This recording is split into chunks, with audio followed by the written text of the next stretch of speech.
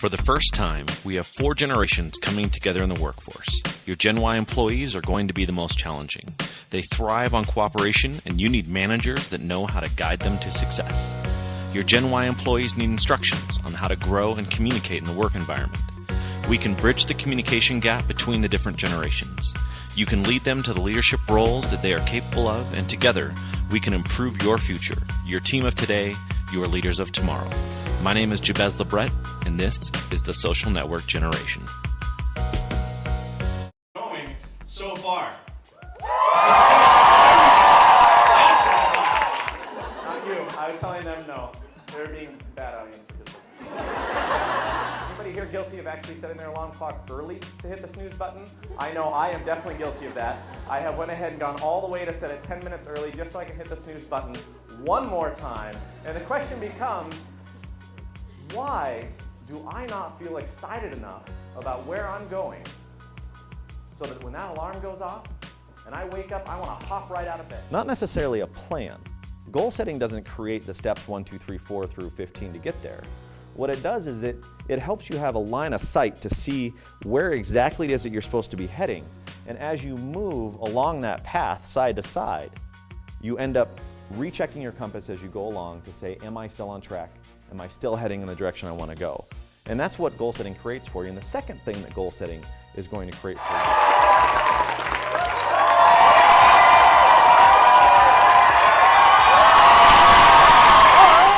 you. You alone are responsible to define who you are going to become, and you need to start living as that person today, not waiting until tomorrow. You could go out there right now to that job fair and you could say, I hope to do this, or you could go out there to that job fair and say, I am going to do this.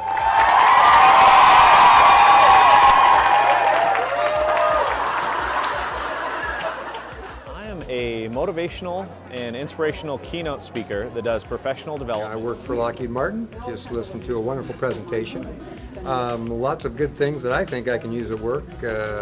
The emphasis on positive reinforcement I thought was well-founded, well-grounded, and something I can take back to the office tomorrow. I was 18, didn't graduate from high school, wasn't going anywhere, and I was flipping burgers at frickin' McDonald's, and you don't even get to flip them anymore. No, I'm not kidding. You press the burgers now. That's not fair. It's the only thing I wanted out of the job, and they took it away from me. Step 1 is goal setting. Step 2 is that you have to take all your goals and I want you to throw them away. All right, so I want you to just take your goals, toss them in a drawer, shut the drawer, and not worry about your goals for right now. And I want you to think about, how do I contribute to the person that's next to me? The individual that I'm interacting with right now, how do I contribute to what they need next? Contributing to what somebody needs next is going to require you to do step 2, which is to dig down in the conversation and how you communicate with them to find out what they actually need next to become successful. And I left there, and that day, it didn't happen the next week, it didn't happen the next month. That day, I went and put on my best clothes, and I went out, and I was going to get a job. Man, is that not how it played out.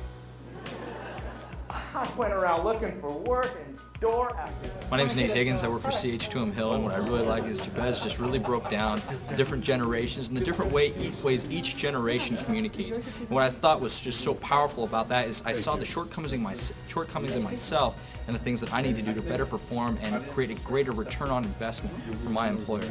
Excellent presentation. The question comes, how is this going to benefit me tomorrow?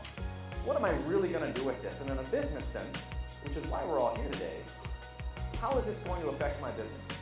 Or again, I'd meet somebody else. They say, what do you do? Oh, I'm a professional speaker. Oh, where do you speak? I speak at high schools.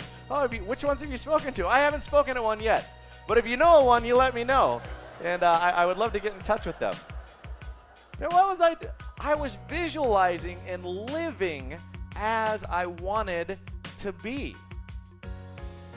That's thinking outside of the box. If you begin to approach situations from how can I ensure your success and how can I ensure that you are getting the value that you need and the information that you need first, instead of worrying about what I'm going to get from you, and you start applying these step-by-step techniques, we're going to walk through this whole process that's going to show you that that is actually where you're going to see entire relationships change within your organization and on your teams, because there's no question about it.